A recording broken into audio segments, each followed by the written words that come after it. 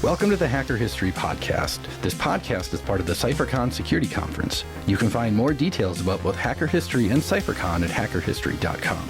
My name is Josh Bressers, your guide through this tale of hacker history. In this episode, we'll be hearing the story of Johnny Xmas. Johnny, tell us your hacker story. Wow, just right out of the gate like that, huh?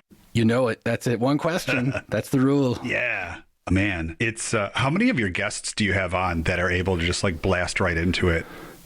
I mean, I don't know if any of them just blast into it, actually. And who has like a direct answer?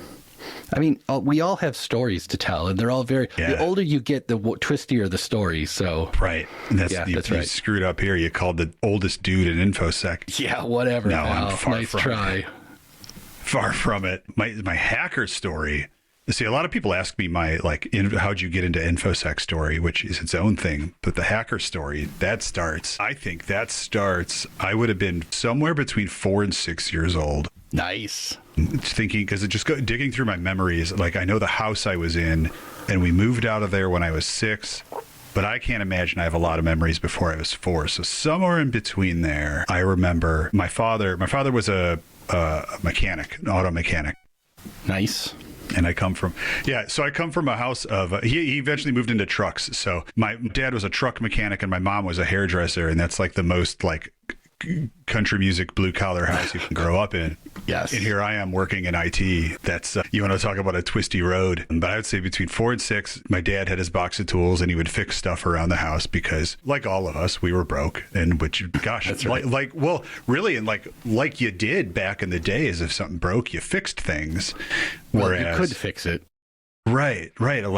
Tons of stuff is just unfortunately disposable, forced to be disposable these days. And while I do still love fixing things, it gets harder and harder, like you're saying, on this modern stuff. I would notice he would fix things and he had his toolboxes, screwdrivers and pliers and things like that. And I do remember understanding that you needed to plug things into the wall sometimes for them to work. Nice. And I think I was wondering what's in there.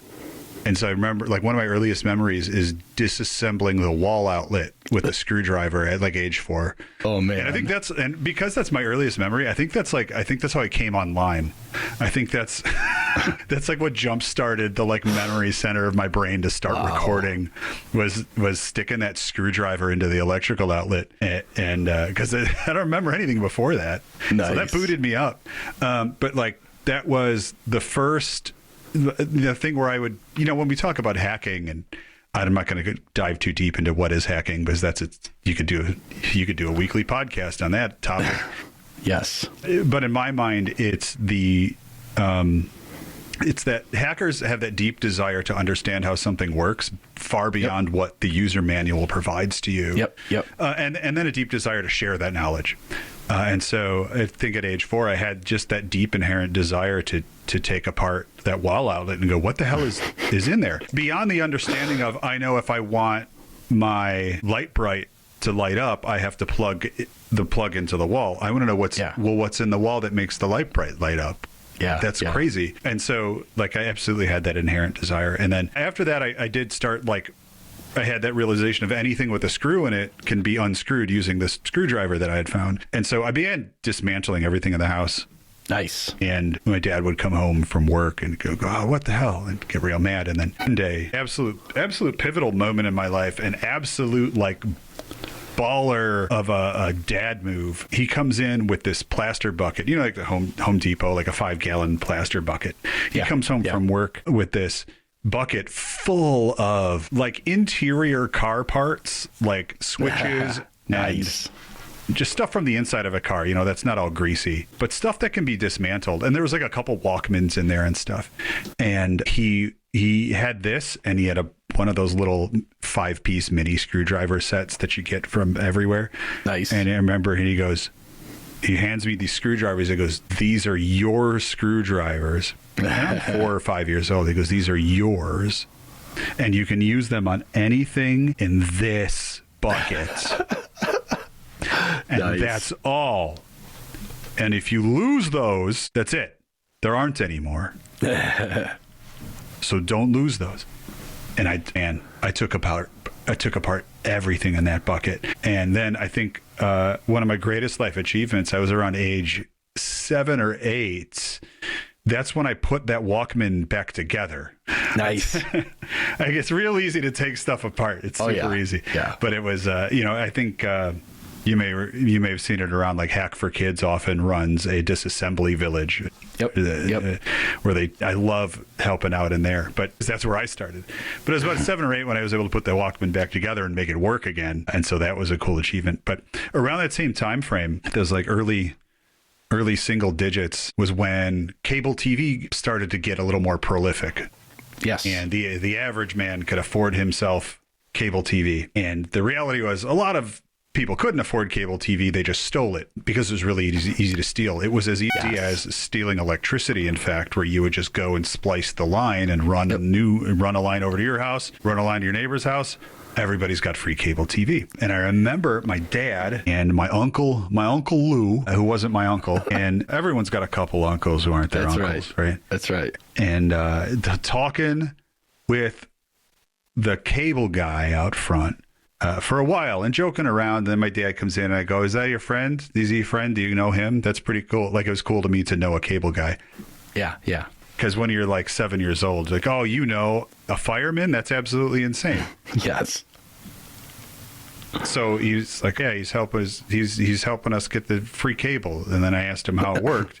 How do you get free cable? And he just walked me through it at like age 7. He goes, oh, awesome. Yeah. He says, oh, you split the line. So like if your neighbor has cable, and he showed me the little things the little splitters, and you split this up, and then and I go, and I was like, oh, pretty cool. And he goes, yeah. And then he even explained, like, yeah, but if everybody does it, like for each person that does it, it makes the picture quality worse. Yep. Because the cable company wasn't pumping enough amps on the back end because you were trying to get them to support way more houses than they knew they had to support. Yeah. And he was talking to the cable guy because you still need to get the cable decoder box. Ah, right. And so all of the cable guys, these were independent contractors. And so they would just buy up these cable boxes from, I don't know, home office, I don't know. And they would sell them out the back of the truck for a nice amount of money because they knew that they were saving you perhaps thousands of dollars because you weren't paying a cable bill. And so they would go, give me $300 for this cable box that you normally get for free. With your cable. Yeah. And then you could decode that. And he explained all this to me. It's like, oh, neat. So you could just like do stuff you're not supposed to do. Like you can make things do things they weren't meant to. And sometimes you got to pay a guy. And then further down the road, he was on the workbench working on some electronics, which was weird for him because he was an auto mechanic. Little black boxes. And I was like, what are you doing? And he goes, "Ooh, this is how you get the Disney Channel." I said, what? And then he explained to me that they get these boxes. The certain premium channels like HBO, Cinemax, Showtime, Disney. Those were all encoded, and I won't get into how this works. We'll say these were all scrambled. And you needed a chip that oscillated at a specific frequency in order to just scramble this video and be able to watch it. And to get around the legal mess of selling descrambler boxes, what people started doing is they would sell the boxes, and then you had to go somewhere else to get the chips. You would go to Radio Shack to get not a chip, but the crystal that oscillated at the oscillator or whatever. Right. Yeah. So like you literally in the newspaper, he would buy the black box and it had instructions, and it would tell you go to Radio Shack, go buy these couple of components and solder them in. Right. Or those components for this channel, these components for the other channel, and then there's two things in solder. He explained all this to me, and then he hooked it up. He says, now you get the Disney Channel. Like, oh my God. And so, yeah, way at an early age was I like not only introduced, I was instructed on hacking, and like you can take something that isn't meant to do a thing and make it do a thing, or if there's a control stopping you from doing a thing, maybe there's something you can do to get around that. Nice. So yeah, thanks Dad for teaching me crime. which was funny because he's one of the most like conservative, like upstanding, do the right thing kind of guys. But I guess it's cable. Like we all think the victimless crimes are fine. Right. He's a scoutmaster of all things, and I was an Eagle Scout. But except for stolen cable, right? we were stealing cable, Nice. yeah. And so that's absolutely where I got my start in hacking and got my just like general interest in electronics. And so for a really long time, through the 80s, I was a really weird kid because electronics wasn't like, you got to remember, this is before anyone had a computer in the home. Like nobody had a computer in the home in 1986, 87. If you had a computer system, air quotes, it was usually, it was a video game console, like the Atari video, what do they call it, VCS? Yep. Video console system? I don't remember. Anyway, video computer system. That's why I was making the whole reference. Sorry. Yeah. And so like at this, again, around that same time, we had, I don't know where he got it, but my dad brought home a Magnavox Odyssey 2. Nice. And I think he traded it because he used to trade a lot of auto work, like he would fix your car, for stuff. Because again, everyone was broke, and so like, I can't pay. I need my car to get to work. I got a TV. Do you want a TV? So we had a TV. I'm not kidding. In every freaking house in my home, living the dream. Oh yeah, in my 800 square foot house, we had a TV in every room. Nice. And half of them were black and white. What is because he was trading them for car work. Had one in the garage, and they all had decoder boxes for all the cable channels. Of course. So one day he brings home this Magnavox Odyssey 2, which is an early video game console, predates the Atari 2600. Yep. And a few games in it, and I got fascinated by this computer programming quote game that it had. I couldn't tell you if it was BASIC or some language that they just had invented for this cartridge. It was really easy to understand. It was very much. It looked like BASIC, which was like 10.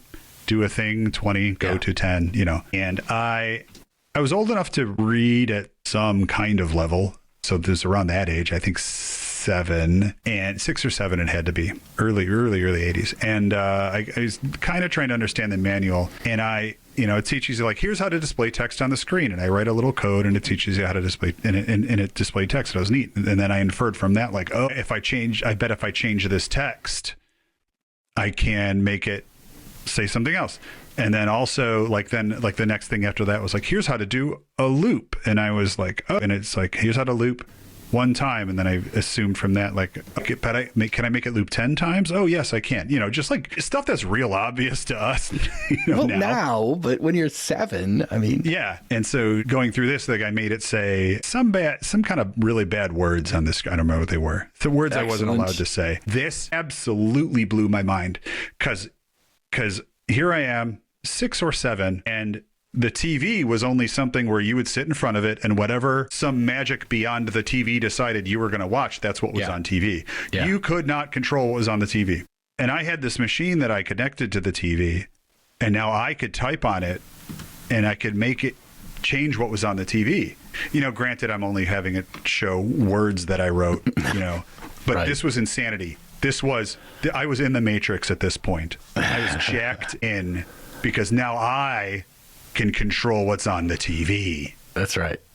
And I ran, and even though there was these words I was not supposed to say or write anywhere, I ran and got my mom because this is insanity. I'm Thomas Edison. I'm creating the future here. I have to show somebody. And so I got my mom and I said, look what I did.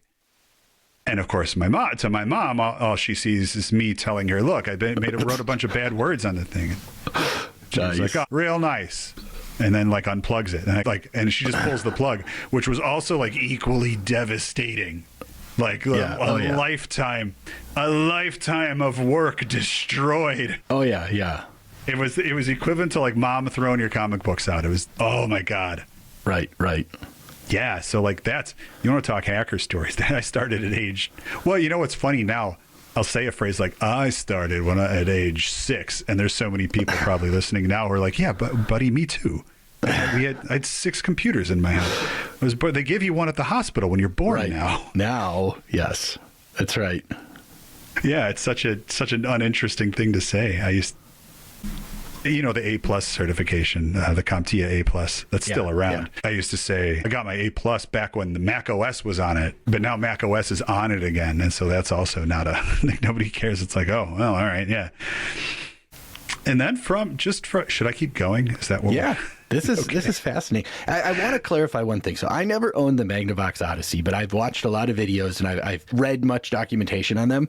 When you said you programmed in BASIC, you did not have like a keyboard. They had like this hokey interface system where you had like buttons that did letters and numbers, and you had like the print and other statements built into it. It was bananas, right? Yeah, it was. In fact, here I'm gonna bring it up in front of me right now. Because it was so the Odyssey 2 is what I had. Yeah, and it had a keyboardish thing on it. Okay. It's like built into it, and it was like one of those real crappy. I don't know. There's a crappy keyboard, so it had like basic QWERTY on it and a few numbers, and a few. Mathematical symbols, like extremely limited. There was no shift even. There was no alternate set of symbols you could use. Like you had your plus, minus, multiply, divide, equals, and that's it. Like real basic keyboard on that thing. Yeah. There's the Odyssey 2. The Odyssey 1 was a mess. I think the Odyssey 1 had the weird paddle controller, the sideways paddle controller. Yeah. You kids can go look this up. They're in museums now. They are. Oh my God. I was in a museum somewhere on the East Coast, and it was just nuts walking through. They're like, oh, we have old video game consoles. And I was like, I still have 2 of these. I know, right?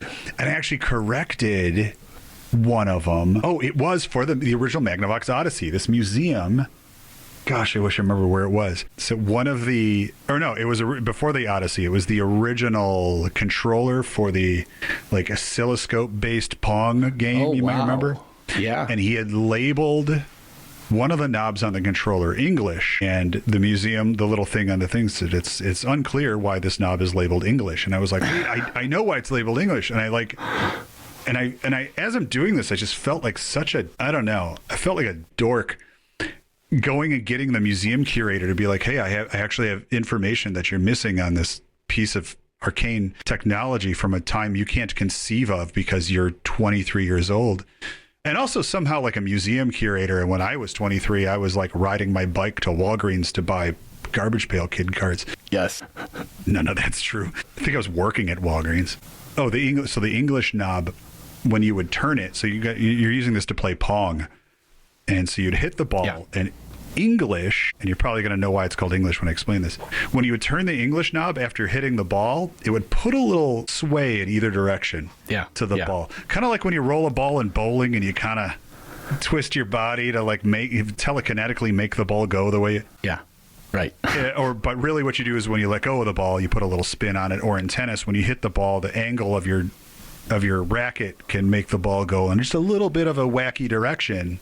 Yep. A common phrase for that was to put a little English on it. Yes. Put a little English on the ball. And I was like, that's what that was. It was a colloquial term for putting some spin on the ball. And nice. She was like, really? And I was like, I had it up on my phone. I'm like, yeah, see, English. Like, and that's what that knob does. And that's why he called it that. And she's like, oh, man. And epic. Wrote down some notes and things and like had me text her the dictionary entry. So like as far as I know, they like updated the sign in a museum on a video game console because I'm a nerd. That's fantastic. I love that. It's just wacky seeing that stuff. I was like, I had this in my house. Why is this in a museum? I'm still alive. Nothing. That's right. Nothing should be in a museum that could have belonged to somebody who's still alive. I know, right? Give it back to them. It's bonkers to me. I love it. And I'm only 45. I'm not 90.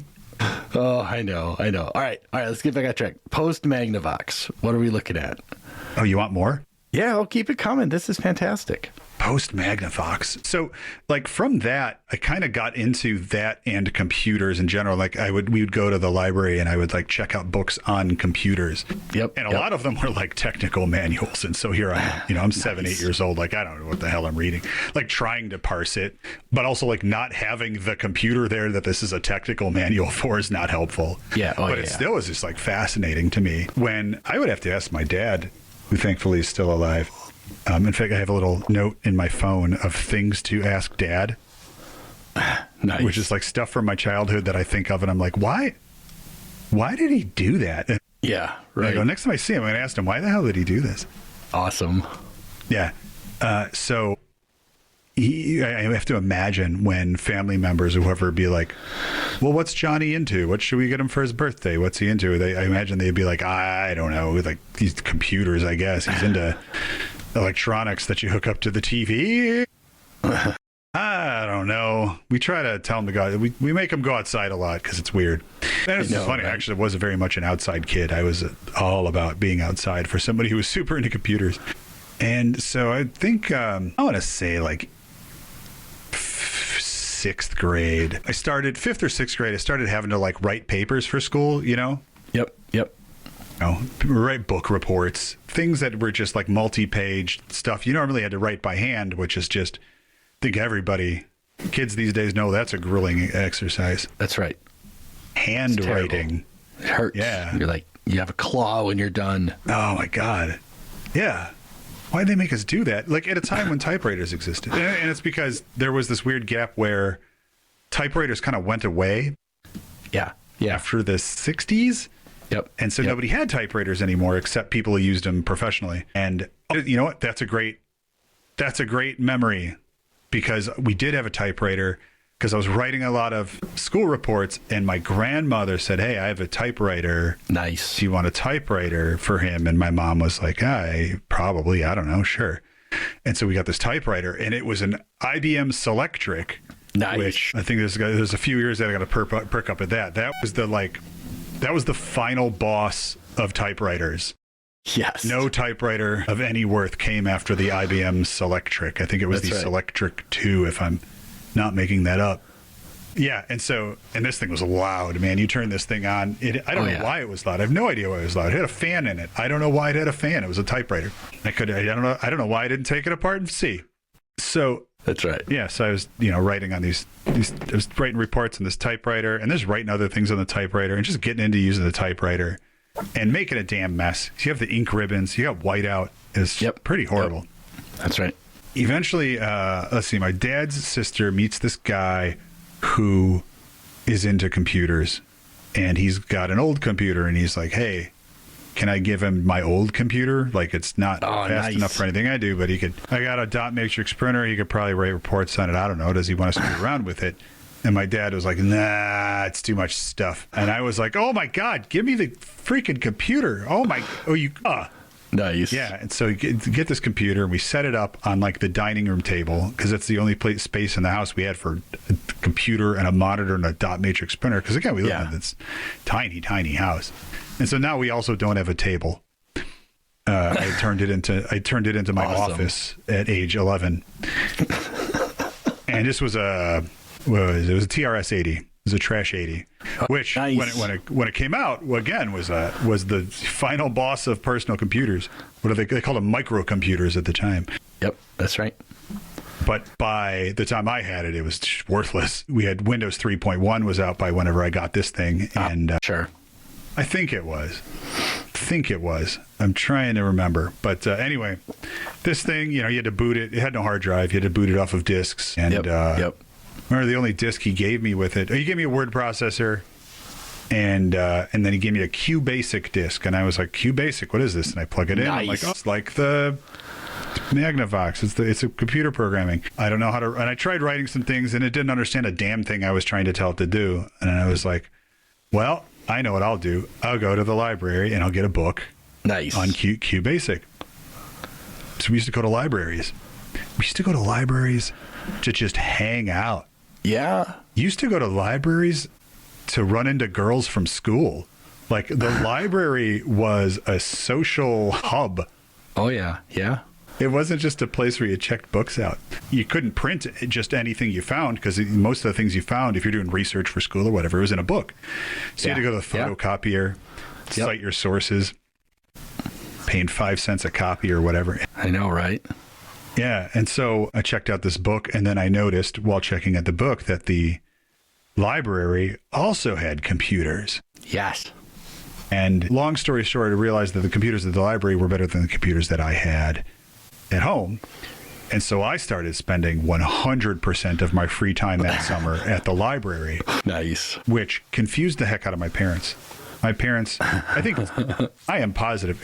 I'll put this on my list of things to ask Dad. I'm positive my parents to date think something else is up because he keeps asking for rides to the library, and we drop him off at the library and pick him up at the library. But is he really at the library? Where does he go once we out drinking or doing drugs with someone? Yeah, right. Yeah, and like that's understandable because I was a weird kid. Like outside of wanting to hang out at the library and liking computers, I was just a weirdo in general. So it would like be plausible that I was doing drugs. Nice. But no, I was at the library and I would take the magazines. You'll remember magazines used to have computer code in them. I do remember that. Yes. Yeah. People would submit their code and be like, I wrote a fun little haunted house game. Yep. For your Halloween, what do they call episodes of magazines? Issues. Yes. Yes. For your magazine episode. Close enough. I knew what you meant. You would have to transcribe this text, pages and pages and pages. Yep. And if you screwed it up, good luck, man. Now you got to troubleshoot this code that you didn't write and figure out where your typo is. And especially if it's code where you don't like thoroughly understand the language, like, oh, it needs a semicolon here, but not there. Yes. You're not going to recognize if you forgot a semicolon somewhere. Yes. So that's what I was doing with most of my hours, was troubleshooting my own code at age 11, 12 at the library. Awesome. And then from there, learning how to actually write better code, or not better code, how to actually just write my own code, we'll say. Yeah. And then going back home and writing all kinds of scripts to make my computer do things that I wanted it to do a lot faster, hide things I didn't want people to find, understanding computers more in general. And then I started digging into the hardware. Once I'd hit that once I started realizing like, oh, this is the problem is this thing just doesn't have what I need. It doesn't have the video RAM that I need to play Hexen in the highest resolution. And this is back at a time when you could go buy video RAM. You didn't need a whole new GPU. Yep. And I'm like, where the hell do I buy video RAM? And so being the computer nerd I was and getting real nerdy about it, I eventually met other nerds in school and stuff who like had a computer for one reason or another. I remember one of my friends was just like the spoiled kid who had a single mom who had a ton of money from the divorce and would just buy him whatever he wanted to shut him up. Like, she spent no time with him, and he's a real piece of crap. But he had a lot of cool stuff, including computers, and he was a nerd, so like he knew computer stuff, and so he knew where I could buy video RAM. And he's like, yeah, there's this guy down halfway to the mall, and he runs a computer store, and he's got a lot of stuff in the back, and he asked for stuff in the back. And so we would go there and we talked to him, and so back then there wasn't a lot of stuff stopping you from stealing things, penny sort. And so back then, if you wanted like free software, by 1995, I wanted Windows 95, right? Yeah, right.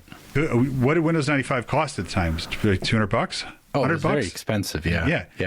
I'm some kid. Yep. I have no dollars, and so but by being buddy with the guy who works at the computer store, he'll just slip you a copy of it. Here you go. That's right.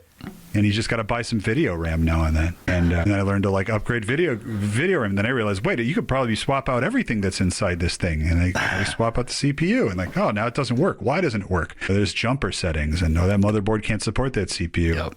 It needs different kind of RAM. And so like learning, literally taking this hardware apart and learning how that hardware operates. Like today, it's crazy. We did go through this cycle of everybody learned how like computers worked to the extent of like upgrading hardware, at least. Like I want to say like between 2005 and like 2010, everybody had upgraded the RAM in their computer. Like they knew how to go to the store and buy RAM and put RAM in their computer. Like everyone, like moms and dads knew how to upgrade RAM. And then now we're back in this like valley of nobody opens a computer up unless you're a gamer. Like there's the only people who crack open a PC are gamers. True. And really, for a lot of the only people who have PCs are gamers, to be fair, outside of a business purpose, because everybody else has a laptop. So you can't crack those open. There's no way to upgrade those things. You're lucky you got a RAM slot in any laptop you buy these days. Side is like you could buy Apple's cheapest laptop now has 32 gigs of RAM. So Yeah. Do you really need to crack the thing open anymore? People like to complain about it, like, oh, you can't upgrade anything. Look, this thing lasted me 7 years. I think I'm all right. Yeah, right. Exactly. Yeah, so cracking computers open, and then we're in high school, and I was the stereotype of the kid who wreaked havoc in the computer lab. Like, awesome. Making the computers do things they weren't supposed to, doing password guessing to get into everybody's accounts. Yeah, yeah. Checking, I remember not even checking out, going to the school library, getting a book on Windows 3.11 for work groups, networking, and sitting in the computer lab with the book and doing things from the book that effectively allowed me to, like, long story short, own the whole network. Excellent. Simply because there were like little to none security controls, and all I was doing was just learning how networking worked now. And I got in a lot of trouble with that. One of my friends that I was screwing around with, we both got our computer lab privileges expelled for the entire year, which was awesome. Detrimental because computer lab access was required for 2 of my classes. Yeah, and that was a big deal. And then so my dad had to come in, which was a big deal because he worked 7 days a week, 5 a.m. to 7 p.m. Right. And he was hourly because he was a mechanic. And so every minute he had to take off of work to come to my school to deal with some shit I did cost him very real dollars. Right. And so the fact that he had to come in and be like, you can't let my kid flunk out of high school because you're banning him from accessing the computer lab. And so then the deal was I had to do all my computer lab work after school under the supervision of one of the systems administrators who was usually there after hours doing stuff anyway. But I had to have like guy over my shoulder watching me type my stupid English paper and use Encyclopedia Britannica online, which meant that it was 16 CDs inside the CD tower. Yes. Wow. Yeah, so sending messages to people over the network, very, very foul messages. Of course. With words children shouldn't read. I'm sorry, everyone. And words children shouldn't know. But they all do. I invented 2 of them. Yeah, so just hacking my way across the land there and getting really into computers. And I remember end of high school having the conversation with my dad about going to college. Well, not really going to college because we don't do that in my family. That was literally the attitude. It's like, oh no, we're not. That's what I told. So I won't go too deep into the music school stuff, but I went to music school for college. Nice. And it's only because I went on a scholarship. And I was like, well, free school. I don't know. I'll take it. I'll take the free college. Yeah. I don't want to do music as a career, but I'll take it. But I was talking to one of my music instructors, and he's like, where are you thinking of going for college? And my immediate reaction was that like, no, we don't do that in our family. That's not a Christmas thing. No. I had to have a talk with my dad about what am I going to do for work, School's over. Where am I going to work? What's my career going to be? How am I going to support a family? How am I going to be married and have kids by age 22 like he did? That's right. And support them. It's still bonkers to me today. I'm 45 and I'm like, how on earth did my father at age 21 intentionally got married and then decided to have kids. We were planned children. Yeah. Oh, I know. At 21. 21, this guy. Right. Yeah. I know, man. I don't know. And did it well. So we're having this talk, and his deal is he's got Uncle Lou, which you'll all remember. Uncle Lou can get me a job, a union gig as a line walker at the phone company. Ooh. And the line walkers are what they sound like. They're the guys up on the poles fixing the wires. Wow. And it's a union gig, and he can get me in, and it's real hard, and it's take care of you the rest of your life. You get a pension, et cetera, et cetera. Yeah. And you work as long as there's work. And this is 97, 98. Okay. So I got a pager on me, a wireless pager already that does texting. I have a friend who's working in a cell phone store. Nice. So these are like becoming readily available devices, like wireless communication systems that bypass the wired telephone. And he's talking to me about going to work for the phone company as a line walker. And I'm like, I don't think there's going to be a lot of work, Dad. Yeah. I'm like, I got this pager. I rarely use the phone. Right. And then everyone's like, I got multiple friends who have cell phones. I mean, the cell phones were expensive, and these were drug dealers. Obviously. But they had them. Them. Right. And I'm like, this is like these lines. The lines are going away. And also, have you heard about our Lord and Savior computers? And it was like a 3-hour conversation where I like absolutely I don't know if I convinced him. What I convinced him of was that I had done enough research and knew what I was talking about to the point where he knows he has to let me live my life. Nice. And do what I think is best for my life. But he, as a father, has a responsibility to make sure that what I think is best is not the worst thing in the world. And so I had to convince him, like, look, I know what I'm talking about. Here's all of the stats on computers and all the things that are moving over to computers, and nothing's going back. And I'm learning to be the person who makes the computers work, fixes them when they don't work, makes them talk to each other. I'm going to be that guy. So I'm not learning how to use a computer to do a job. I'm learning how to do the computer. Yeah, right. And he's like, all right. And nice. And then I went to music school. And while I was in music school, guess what I did the whole time? Hung out in the computer lab. Of course. And hanging out with the computer. And then I got a job in the computer lab. That job was swapping toner cartridges. And fixing the printer. It's always the job. Here's a phrase I love to say: cleaning the balls on the mice. Excellent. Yes. Pause for laughter. Back in the day, mice had balls. Computer mice. Hang on. Back in the day, we had computer mice. Right. I have to explain mice. I mean, people know what a computer mouse is. People know what a computer mouse is. All right. Back in the day, they had little track balls inside of them that rolled around on the desk to figure out where the mouse is, and they would accumulate all of the disgusting crap that was on the top of the desk and just suck them into the mouse, and they would get and that would stop the mouse from working after a while. And so I had to go, and this was regular maintenance for mouse ownership. I'd go to like the hundreds of mice in all the labs and scrape all the Cheeto dust and peanut butter and jelly out of them. That's right. Yeah. And then but doing that, hanging out long enough, talking to the guys about what they do, they realized I knew what I was talking about enough to talk to me about more things and to give me better jobs than scraping Cheetos out of mice. And they would give me what they considered grunt work, which was like, oh, we got to reprogram these 60 switches.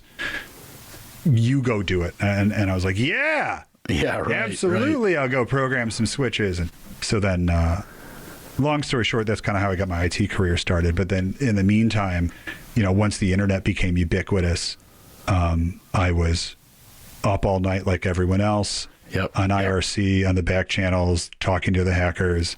The 2600 IRC, I lived on that thing for like a decade. Yeah. Still have great friends that I still talk to that I met on the 2600 IRC server. Awesome. And that was just like my backdoor into weird crap people were hacking on, website defacing. Yeah. SQL injection, which is still a problem. It'll never go Just being away. like a little chaos monkey for the fun of it. Yeah, nice. All while working through IT. And so that's kind of like, people go, how'd you get into information security? And my answer I give them is, well, being a punk. Like being a little problem. Yes. But passionately, to the extent where I slept 2 hours a day because of it. I know, right? And that's here I am. So that's my hacker story. Was that good enough? That was fantastic. I love that. All right. We'll have to, at some point, you'll have to come back and tell us the rest of it, because I suspect there's a lot more to hanging out on 2600 IRC than you skip over. But no, this has been a delight, Johnny. I want to thank you so much. Cool. Thank you so much. I've never told that half of the story. That's awesome. I love it. Yeah, I love it. It's so much fun. The stuff that got us all into this is just phenomenal and strange and the same and amazing. Yeah. That's what makes it so much fun. Yeah. Okay, cool. Thank you for sharing your time with the CypherCon Hacker History Podcast. We all have stories to share, and Hacker History is always looking for stories about hackers. If you or someone you know wants to share your story, please let us know at Hacker